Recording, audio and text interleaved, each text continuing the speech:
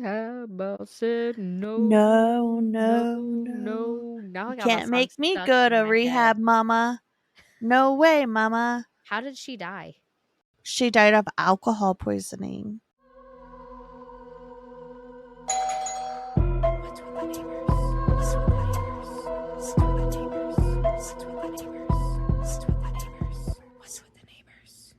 If you guys are like, what the heck are they talking about? Well, Oh. guess what? We just came from a live recording for Patreon only. Oh my gosh, a You live have to be a part recording? of the conversation. Yeah, you have to know what we're talking about. So, if you want to know exactly why we were talking about Amy Winehouse, maybe you should join our Patreon and watch our live episodes.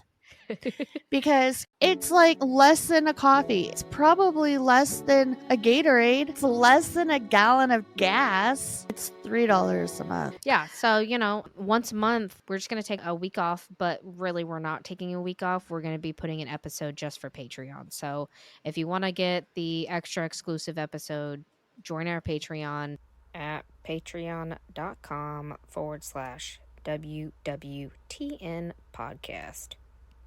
Like Amy said, it's literally less than a cup of coffee, but honestly, I don't ever buy coffee from Starbucks, so it's really expensive. So McDonald's and their coupons. Yeah. Or Yeah. just my Keurig. Guess what? It's less than a box of Keurig cups. It is. So it costs money to breathe. And so, guess what? It costs less to join our Patreon than it is to breathe. So there's that. That's pretty much true. Solid facts. We're a pretty factual podcast. Okay. So that's that on that, you guys. So join our Patreon. Join And our Patreon. I apologize for not being we didn't record last week.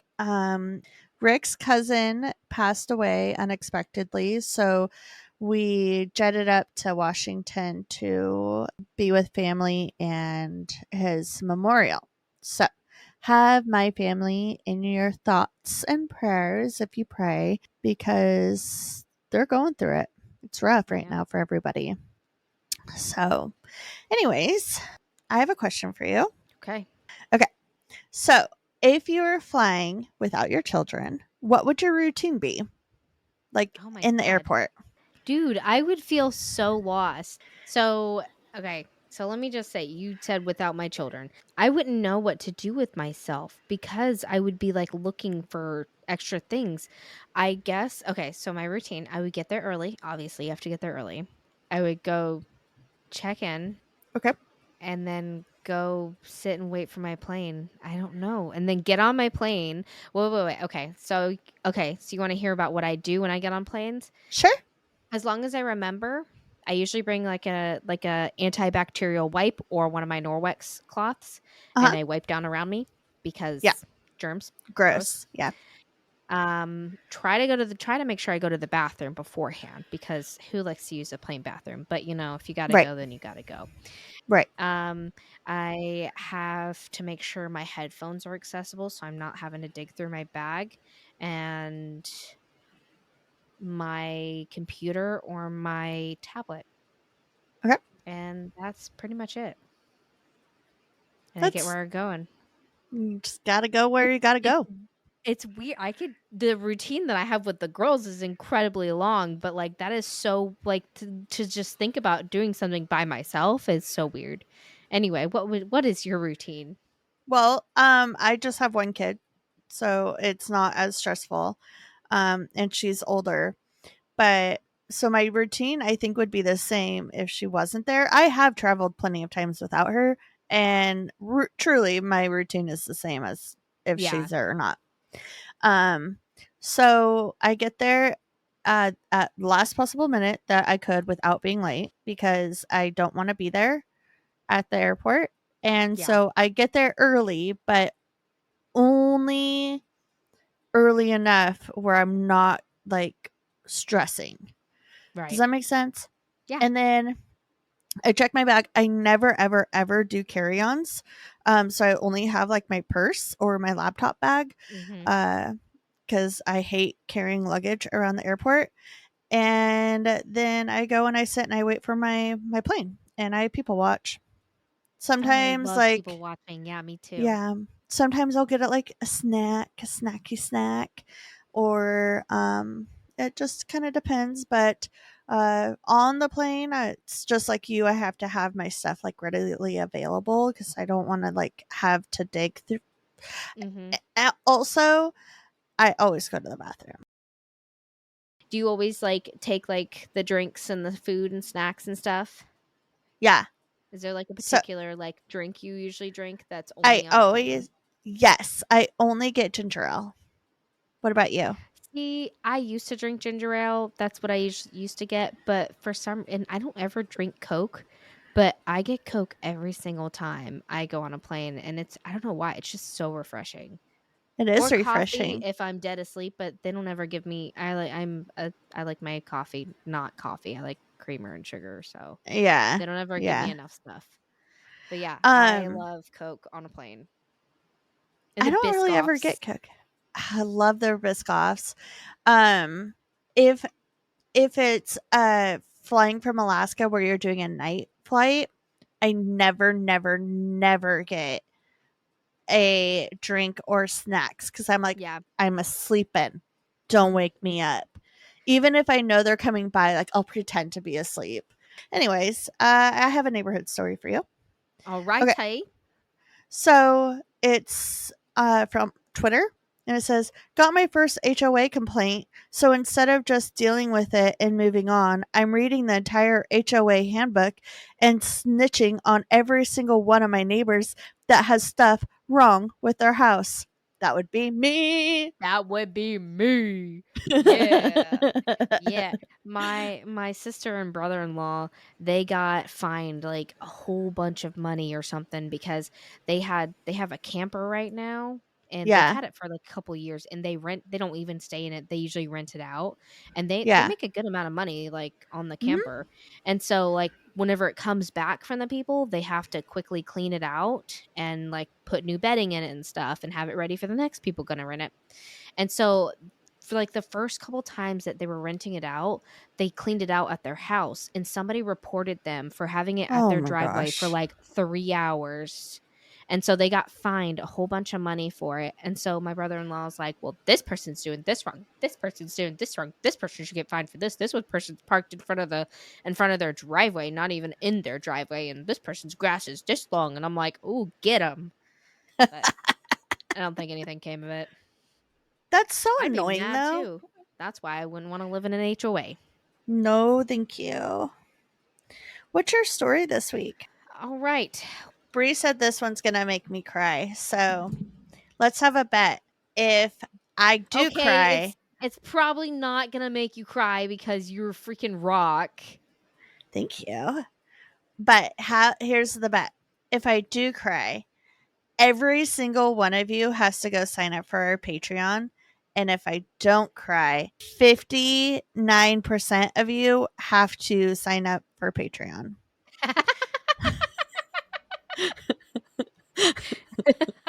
We do have a lot more listening lately, so, you know.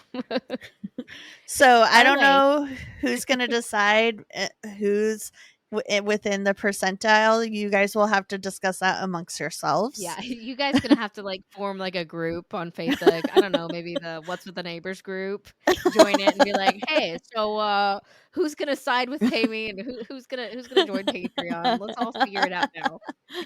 You guys just start a poll in the Facebook group.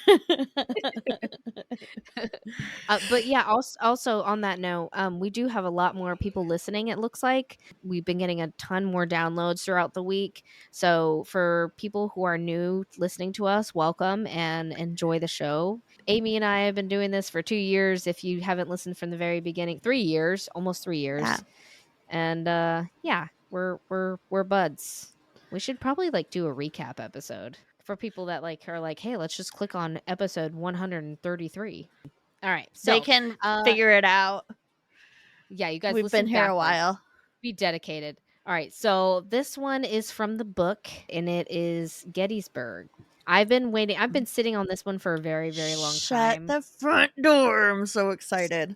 So I've sat on this one for a long time because it's such a big story, and I know so many people have done it, and I don't want to go too much into detail, but at the same time, I still want to cover things. Yeah. So first off, I don't know if you've ever been to Gettysburg, but I went to No. Gettysburg I want to about, go. I think it was like 8 years ago. It was really neat. So we went there, we stayed there at a campground. There's like the whole battlefield, which Mhm. is humongous. It's like 6,000 acres. It's huge. Wow. But also, not only that, there's a town, and that all has shit going on with that. We actually went on a haunted tour to the Farnsworth house, but this specifically said in the book the battlefield. I'm not going to cover the town and the battlefield because there's just so much. I will do Okay. bits and pieces every now and then of Gettysburg. So for now, I'm just going to do just the battlefield. I Okay. do want to do the one that I went to though, which is I think is the Farnsworth house. So that one was pretty neat. Okay. So, history. We all know the Battle of Gettysburg was fought between July 1st and the 3rd. That's another reason why I did it, because this will come out around close to then. Oh, In okay. 1863, in and around the town of Gettysburg, Pennsylvania, between the Union and Confederate forces during the American Civil War. The battle is most famous of all because it consisted the largest number of casualties throughout the entire war. This is the furthest north that the Confederates got. They just stopped going north after this fight. There were 23,049 casualties on the Union side and 28,063 casualties on the Confederate side, giving them a grand total of 51,112 lives lost just in Gettysburg between the 1st and the 3rd. Oh Just in Gettysburg. my gosh. Like, that I've heard those numbers before whenever we visited and went to like the memorials and stuff, but like hearing that now and thinking about like our population and stuff, like that is a lot of freaking people to die in 3 days in one location. I bet it smelled so bad. I can't imagine because it was so hot too. Blech. So that doesn't even count the wounded people, so like all the trauma Oh, that happened there. So the battle was obviously a Union victory, and like I said before, this was the furthest that the Confederates made it north. So Right. that's all I'm going to touch on the history, because we all have been in American history. We've heard about the Gettysburg, we've heard about the Civil War, so that's all I'm going to Right. touch on that. So I've got some facts for you, some Okay. frightening facts. They're not really Frightening very frightening. facts. Speaking of the smell, the temperature hit 87 degrees during the final day of the battle. That's Okay. pretty hot because it was humid and hot. Whenever we were there visiting, it actually got to like that temperature, and they had talked about how like this is how hot it was. Imagine being in these thick uniforms, like Yeah. wool and all this other stuff, and being out here fighting in the heat and everything. The smell of rotting flesh because of how hot it was. Also, another frightening fact, female soldiers, interestingly enough, fought on both sides, which, Whoa. hashtag feminism. What? They That's probably what's don't. up. The It's wagon okay. train of wounded Confederates was 17 miles long. That is What? mind blowing. That's And insane. around 3,000 to 5,000 horses were killed in the Battle of No! Gettysburg. Not the No. horsies. Horses. Why'd you tell me that? And that's I not didn't even the sad part. No. Okay, so we're going to talk about. I decided to talk about this one just because I thought it was interesting, and I remember seeing this statue. So we're going to talk about Sally the dog. I don't So want to hear about Sally the dog. Sally the dog was a mascot during the war. She was a pit bull terrier. She looked exactly like Dakota. The statue looks exactly like Dakota, my dog. Aw. So Sally kept close to the Union side, knowing very well what side she was on. She would watch over the soldiers, licking their wounds and comrades, and keeping a faithful vigil over the Sally. deceased. In Oh, May of Sally. 1864, at Spotsylvania Courthouse, Sally had been struck on the field, taking a bullet in the neck. But No! Sally didn't die. Oh, Sally kept on going and helping out her comrades. It healed, of leaving course a she very, did. very prominent scar on her neck. During the operations on the Weldon Road, the Hickford raid and siege of Petersburg, she traveled along or stayed with the men in the trenches at the forts or on the picket line, announcing the departure by barking and jumping at the horse of the officer in command until the line started. So she like legit like told him, "Hey, the line's moving. Come on, keep it going, keep it Yeah. going."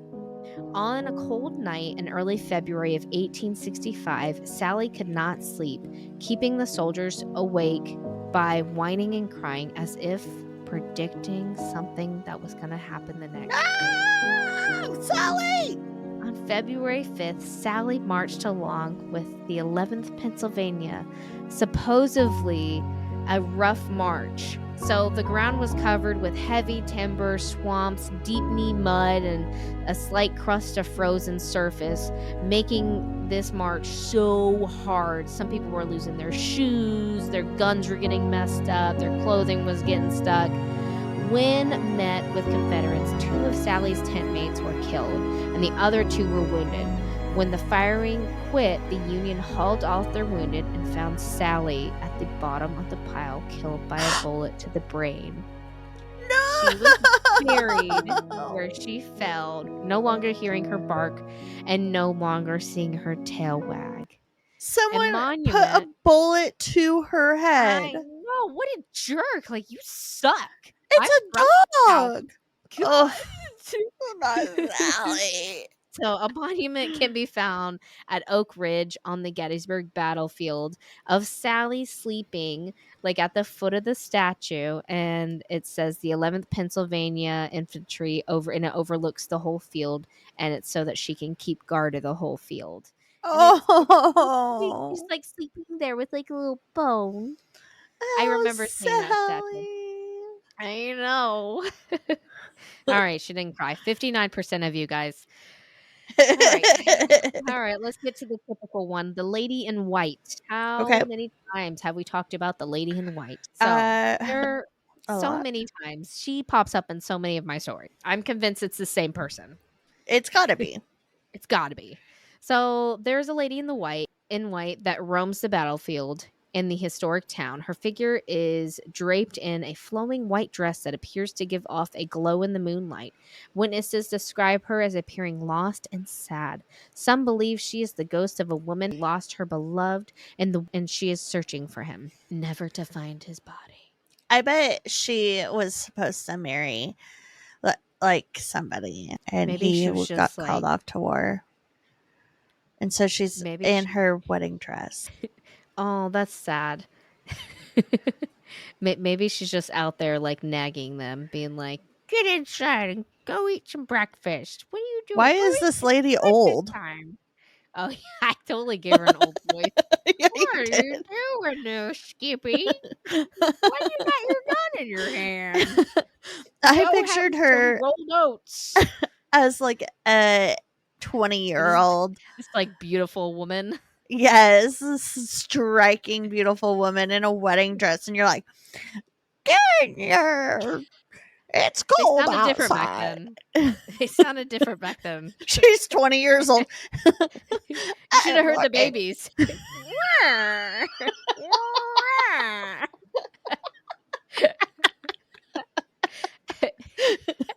It's like a Benjamin Button thing. So what would they sound like? I mean, technically, like back then, no one was ever actually old. Like no one got to old age. So maybe that was old. Just middle-aged. Oh my Oh, that's gosh. depressing. All right. So, we're going to talk about an area on the battlefield called the Devil's Den. This area of the battlefield is a large rock formation where Confederates would work as snipers, and of course, the site had some brutal battles. Ghost sightings began in the area shortly after the battle and have been pretty common. Dim spectral soldiers have been spotted among the rocks throughout the day, and visitors have heard battle sounds echoing. Also, several photographs reportedly captured images of a ghost soldier with unkempt long hair, shoeless, in ragged clothing, wearing a floppy brimmed hat. And when this happened, the figure supposedly spoke to the person and then just vanished. Other reports have been a ghostly cavalryman on a horseback who appears in the area only to vanish soon after. Also, the sounds of gunfire, shouting, and cries of anguish can be heard in this area. Oh my gosh. Oh my gosh. I know. All right, the Triangle. Just northwest of the Devil's Den is the Triangle. Hundreds of paranormal evidence has been found here. Apparitions of Confederate sharpshooters have been sighted by the rocks down near the bottom of the field. Disembodied rebel yells have been No. have echoed across the plains, and visitors report seeing impressions of bodies in the grass, crawling sometimes in certain directions. Ew. No. Cannons, yeah, no. Cannons screaming and moaning in pain, and sounds of drums have been reported, and Union soldiers have been spotted at the field's left entrance, and many visitors report being approached by men dressed in a Civil War outfit. Many visitors assume that they're just reenactors when they later find out they aren't. Also, photos have been taken of times and they come out blank. Oh, that's weird. The next place is the slaughter pen. This particular area of the battlefield was the site of one of the bloodiest parts of the battlefield. The ground at the slaughter pen was found completely covered with dead bodies, like you Oh could my not see gosh. the earth underneath them. Oh, Visitors on the site have reported apparitions and disembodied voices. On one uh-huh. account, a visitor told a story when they were there with a group of Civil War reenactors creating the film Gettysburg. They were approached by a Union soldier who smelled of sulfur and was haggard and dirty. They Ew. assumed he was just an extra for the film until the man handed them ammunition for their guns, which they thought were blanks. And it was musket ammunition. Oh. It was later determined that the man was not an extra or involved in the film at all, and the ammunition was actually real musket rounds and not blanks. Oh my Thankfully, none were gosh. shot. Yeah, that would have been bad. Could Alex have had a yeah, Baldwin. could have had another Alex Baldwin on our hands. Ugh. All right, so as of today, the Gettysburg battlefield is open. Around 1.5 million people visit the area, and it is Wow. 6,000 acres a year. You can go on guided tours, and they have a variety of like paranormal tours throughout the whole thing and ghost hunts that you can Oh, go that's fun. through. It's so easy to find them too. Like whenever I was looking on my phone, like they had so many different like types of tours. Like you go to the houses, you could go to the field, you can go late at night in the middle of the night. It was really neat. So That's pretty cool. Gettysburg is pretty cool. It's got a lot to do there. And I want to unfortunately, go. all the Yelp reviews that I could find were like talking about the tours, and they said it was haunted, but they never gave me like their exact accounts on like what happened. So Oh, they're that's like, "Oh lame. yeah, it's definitely haunted. Oh yeah, you should go to Gettysburg. It's definitely haunted." And I'm like, "Come on now. Give me some juice." Give me some So, juice. no Yelp reviews. Sorry Aw, guys. that's okay. I give you my Ah, Yelp review and it was pretty spooky. I See? want to go. I didn't have anything actually happen, but I do remember at the Farnsworth house, I think it was the Farnsworth house, there were, like, children that lived there, and their spirits are still there, and you could bring, like, toys, and the toys will move throughout the house, and then also we were, like, in the attic, and they were telling us all these stories, and the tour guide told us that this on one of their tours, this woman, like, was like, "Psh, I don't believe in ghosts. This is just BS. This is ridiculous," and she was, like, talking really loud about it and being like, "I don't believe this. This is stupid," and all this other stuff, and then all of a sudden she felt, like, something sit on her lap, Oh, and then she was like, she got up and screamed, and they're like, "What happened?" And she's like, "I just felt something sit on my lap." And they're like, "Oh yeah, that happens." They're like, "The kids like Hmm. to sit on the grown-ups' laps." I bet she changed her mind right then and there. They probably farted. They probably put a ghost fart on your lap. Oh, you don't believe in me? All right. That'd be that Natalie. was good. Thank you. Oh, I love those type of stories. Yeah, it's really cool. I definitely recommend it if you ever go to Someday. Pennsylvania for some reason. I want to go to all of that type of stuff. If you and I ever do like a haunted road trip, Yeah, you guys. We just need haunted slash true more crime, listeners. except Yeah. not doing true crime, like visiting places that have Yeah, that had would be true crime with them. I don't know maybe. how that would work. Uh, we I could don't know if just I do want to go that. to John Wayne Gacy's house. No, I don't think I don't think I want to do that either. That doesn't sound like fun. Maybe we could hit up CrimeCon in Yeah, Vegas. yeah, Yeah. that's cool. Okay. So, are you ready for my story? You betcha. Okay. So, I'm going to do something a little bit different this time. Okay? I'm going to have you be a part of this story. Okay? Close your eyes. Don't actually close your eyes though. So, Oh, okay. it is October 20th, 1995. Okay? So, you're there. I All right. know you technically are only 1 years old, but Wait, what? pretend Wait, what year? 1995. 95.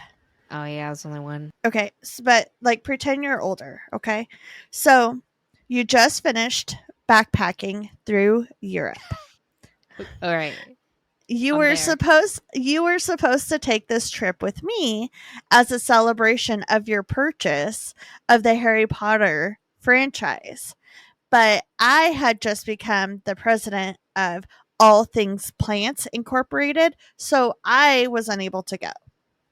All right. All right. So All right. you went on your own.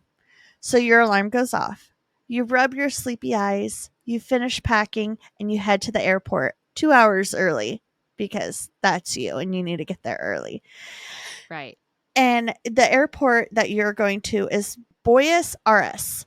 It's in Argentina. You get in your town car that's waiting for you because you're rich now, and they drive you to the airport. While on your drive there, you see a motorcade, like with cop cars and little cop motorcycles and like black SUVs.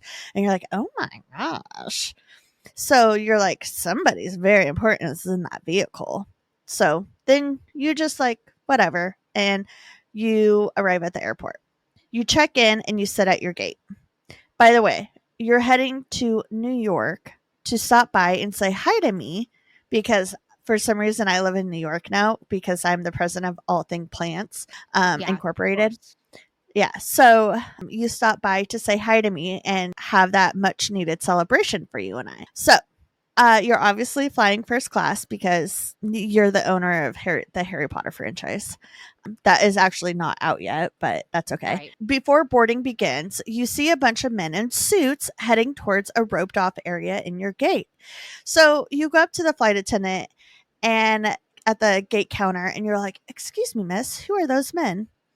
And she says, "None of your business," just like that. But Rude. actually, she really actually says, "Those are diplomats." And you're like, "Oh, diplomats." Yes, the president of Portugal, Mario Soros, and Argentina's foreign minister, Guido di Tella, they're heading to New York to celebrate the 50th anniversary of the United Nations. Oh, so you're Oh, going to have okay. some Okay. diplomats on your plane. That's All right. exciting. So Okay. then the gate agent announces on the overhead speaker, "Now boarding first class." That's you, Bree. So you start to get in line, but a man shoves past you to get in line ahead of you. Rude. But yeah, it was kind of rude.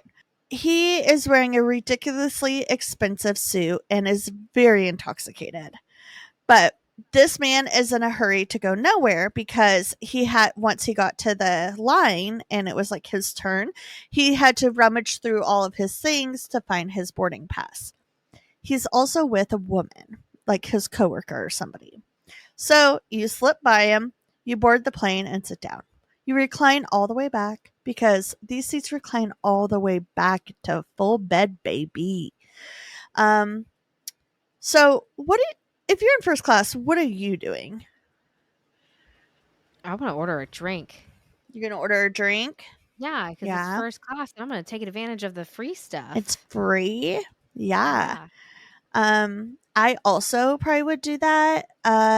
Probably would like eyeball every single person that passes me, Yeah, yeah, you yeah, yeah, know? for sure. Like, hmm, peasant, you People know? watch, like, People I'm watch, better but than you.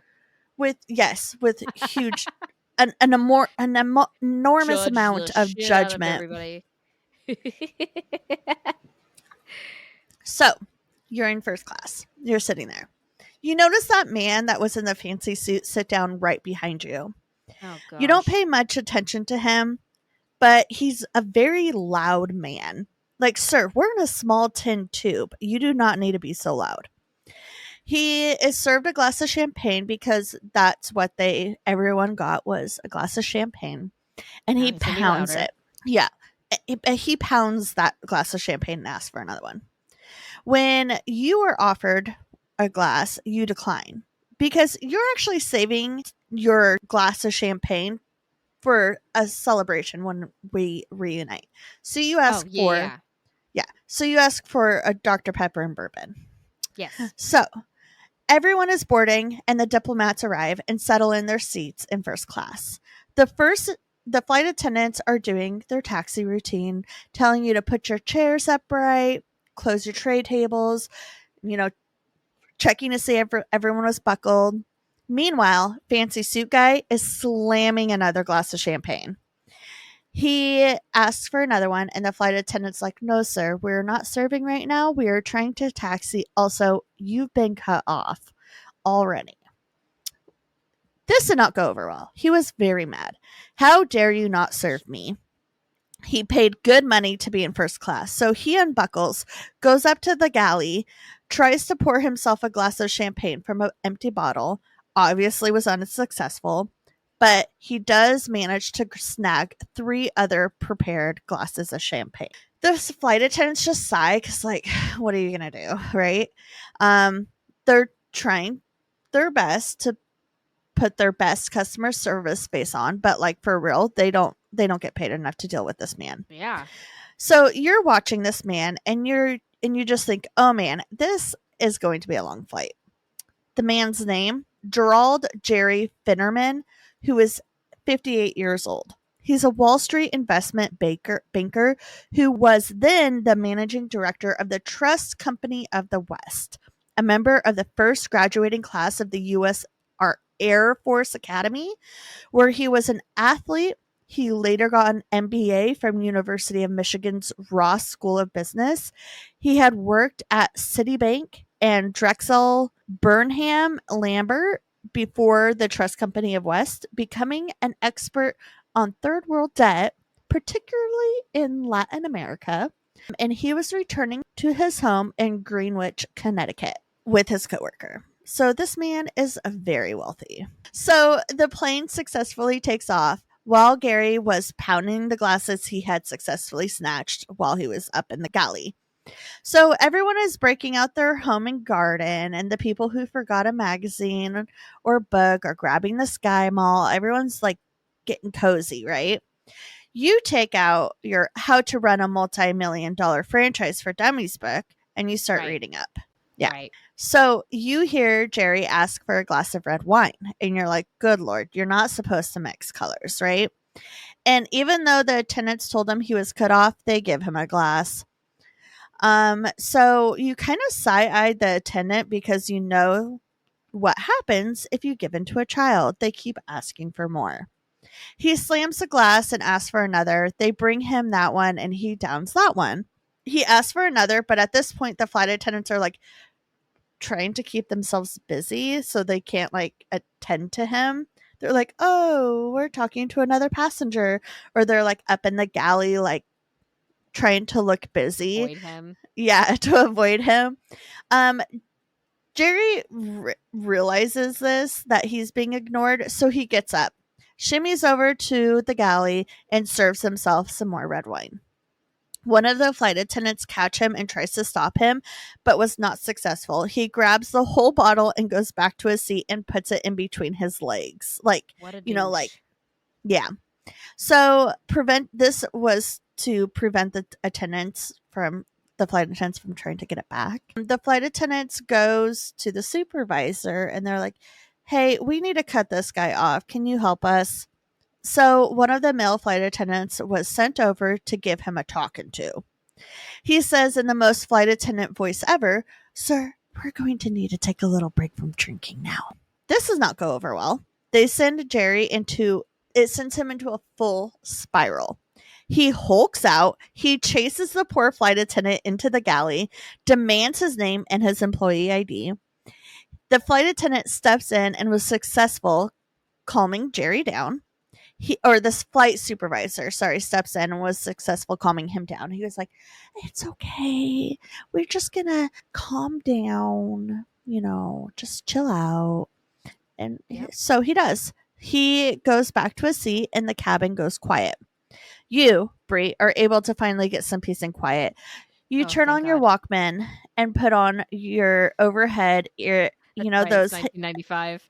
yeah, you put The on wired headphones. the wired headphones that are the metal Yeah. piece with the foam The one that over you the ears. accidentally put something over them. It's really uncomfortable. Yeah. So you put those on, you pop in your NSYNC and Foo Fighters mixtape I made for you before you left. I'm Yeah. jamming. Yeah. So Gary waits like a solid 10 minutes and he gets up and demands a drink from the flight attendant. And she was like, "Listen, I love that you know that I'm more in sync and not Backstreet Boys. it's because I love you." It's the best. Okay. So he demands a drink from the flight attendant after like 10 minutes. And she was like, "Listen, you're cut off. Go back to your seat." He takes his hands and shoves her into a seat in first class.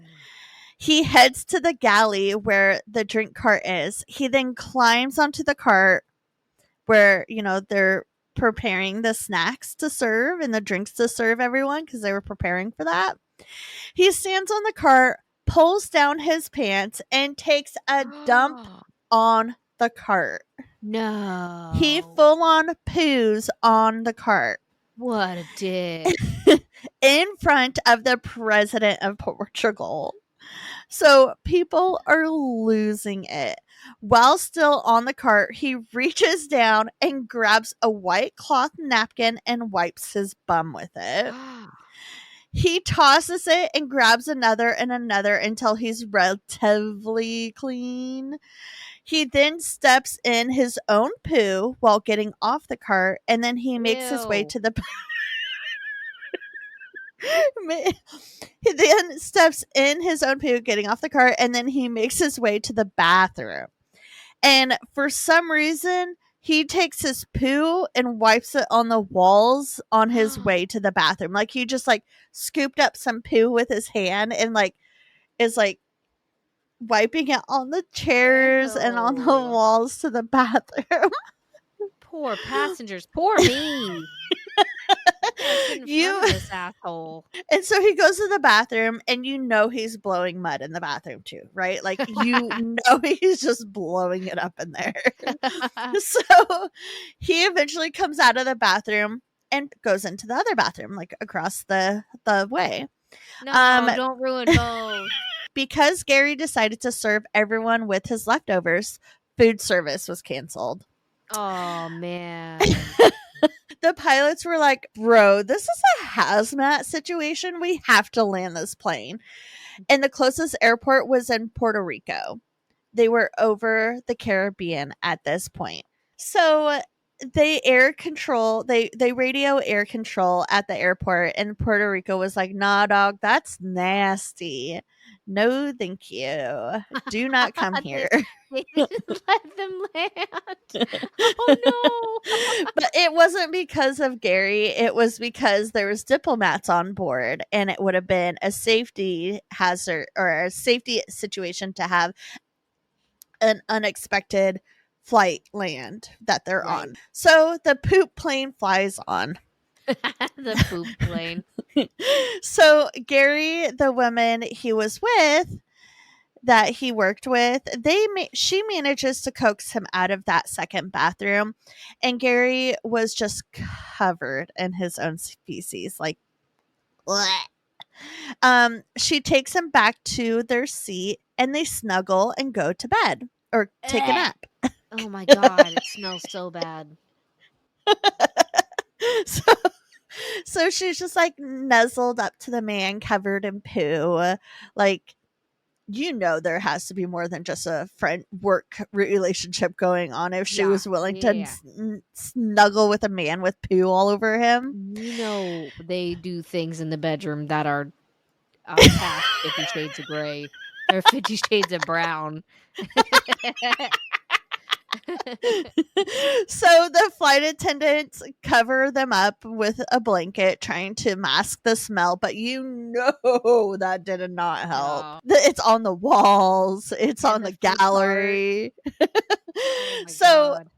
they also walked through. So the flight attendants, they walked through the cabin and sprayed Lagerfeld cologne to try to mask the smell, but that didn't help. Nope. And you know how like smell can trigger memories? Yeah. You think that the passengers later in life would like smell that cologne and just like instantly like just get Done. sick to their They're just stomachs? never again.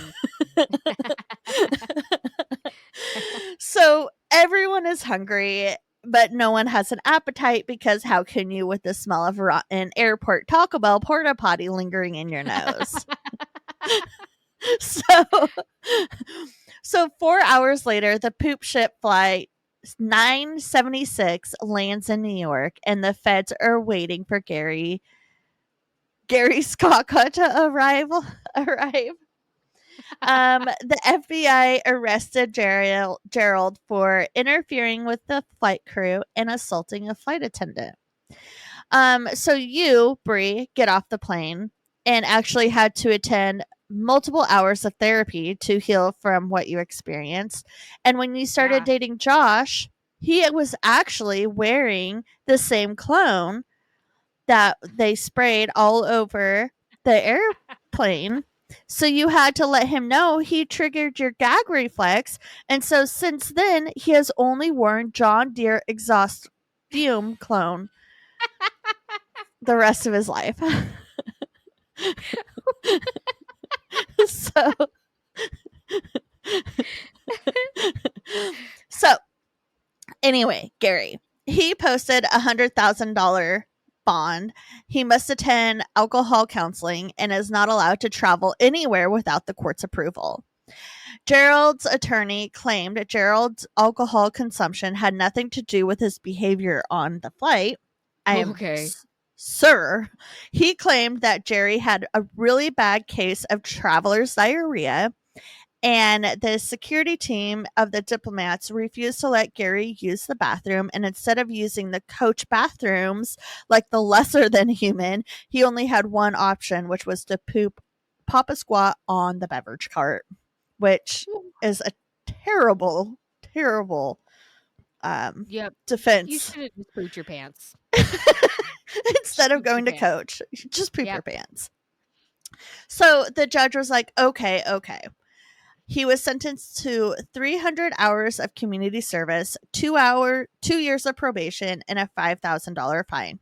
He also had to pay $50,000 to the airline for like the cleanup and equipment replacement, like new chairs that couldn't be cleaned, and some of the passengers were asking him to be tested for hepatitis to make sure that they weren't exposed to that.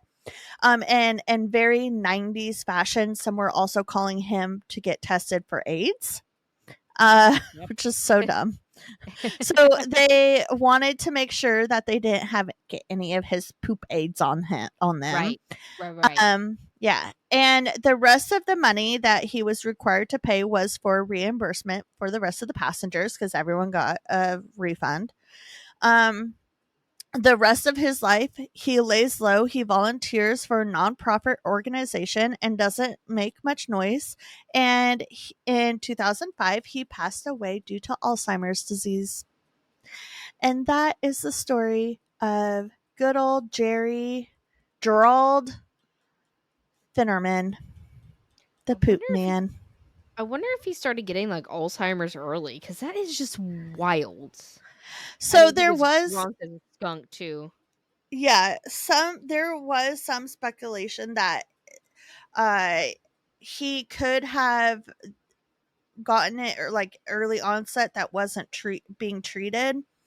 But there was a doctor, an Alzheimer's doctor, that said he has never heard that type of behavior for somebody that got it so early. Dang. Yeah. Oh my gosh, I would be so incredibly embarrassed. That was crazy. I loved that I was a part of that. Thank you for that. I felt You're like I was welcome. there. Although I didn't want to be. Please don't do that ever again. Dear God, the smell. I couldn't even drink my Dr. Pepper and bourbon. you you couldn't. That was You were just that like, was the this worst. this is too I'm glad I got my much. money back though. Yeah. Glad I Yeah. got my money back. That was and seeing you like right away, I was like, "Hey, I gotta tell you everything. You're like, you wouldn't. Hey, I Brittany, how have was your got flight? some tea for you." You will Well, not wait. We're believe in the 70 or we're in the 90s. Let me give you the 411. the 411. What's your neighborhood story? I just had it pulled. Okay, right here. All right, this one you can relate to. Hello. Okay. It's a note to another neighbor. Hello. Your plant fell off the ledge overnight. Unfortunately, the pot did not survive the fall. The plant itself was in somewhat of a catastrophic state, but we Oh my. managed to assure it that everything would be okay. Apartment 102. No, those pots are so expensive. I would save your plant for you. Thank I you. might I kill it, appreciate but it. I would try. I appreciate the gesture. It's the effort. It is the effort. Yeah. Oh yeah. I So thank you for listening, everybody. Have you checked on the neighbors lately? What's with the neighbors? Bree and Amy Freaking Amy out. out. Psh. Say hey to your cats for us. Don't get dead.